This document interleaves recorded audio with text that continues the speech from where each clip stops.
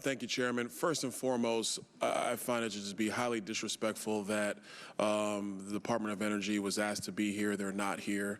They don't want to answer questions about their own rule, which is going to impact the bottom line and the pocketbook of every American, especially those who own gas stoves currently. And, you know, I just find that to just be ridiculous.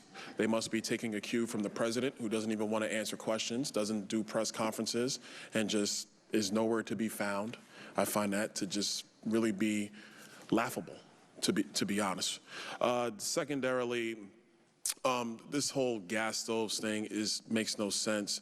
Mr. Stein, I think you were saying in your testimony that roughly only 4% of the current product in the gas stoves market would actually even comply with the EPA's rule.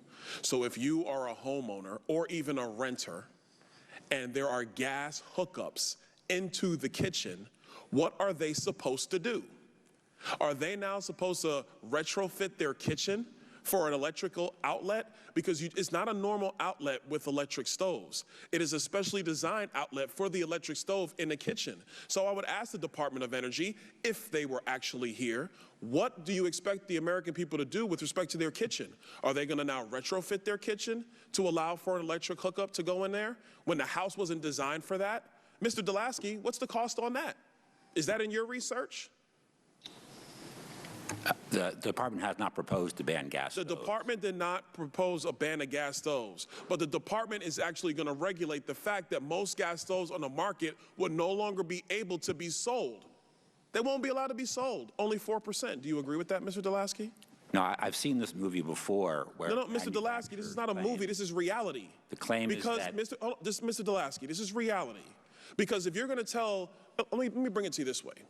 If you're going to tell my mom that she can't have a gas stove anymore and she can only buy an electric stove, but there's a gas hookup in the kitchen and now the kitchen has to be remodeled, and we were renters, we were not owners, which means the landlord had to go and redo that. Do you know what that's going to do to her livelihood? What happens if the landlord says, man, I got to go through these massive retrofits, I'm not paying for that? It falls on the back of the renter, which is what does happen. Does that sound like a movie to you? No, it doesn't. I'm not even asking you a question, because this is ridiculous. This is not a movie. These are people's lives. And we have the Department of Energy, who doesn't even have the guts, the courage to come in here and answer questions about their proposed rule. They'd rather hide in their building down the street than come in here and talk to the American people, talk to the people's representatives. I mean, we do have to fund the Department of Energy. That's coming up in a couple of months. If you can't even come in here and answer questions, why would we fund you? And that's serious. I'm not even joking around, because this thing is stupid. For black and brown communities, the cost of actually having to go out and buy a new appliance or to retrofit your kitchen is far more dangerous to your bottom line and to your pocketbook. I'm being honest, far more dangerous. I noticed in the ranking member's comments, she never once mentioned what it would cost a black and brown family. She didn't talk about that. All she's talking about is the fact that the entire Green New Deal agenda may, and I stress may, cut 1/2 of a degree in the world's climate by 2050.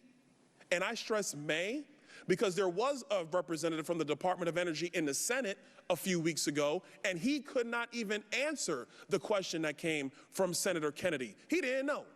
He had no answer. He was like you, Mr. Delaski, just going back through this is not a movie, or whatever the heck you're saying over there. This stuff is dumb.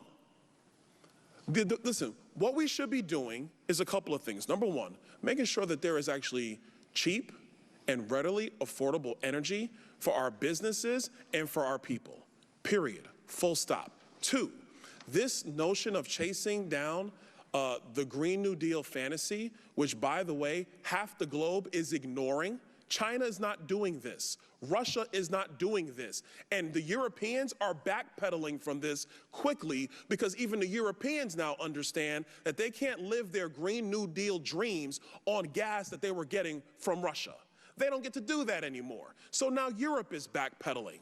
We need to get serious in the United States. And if we want to have an economy where everybody's got to be able to earn money in, and we want to have an energy grid that is sustainable. What we can't do are these crazy demands from the Department of Energy and from the EPA. Last thing I'll say is this. If we follow the president's dream and the other party's dream of electrifying every car and electrifying every stove, you know what we're going to have? We're going to have an electric grid with not enough energy to turn the lights on. Those are the facts. I yield back.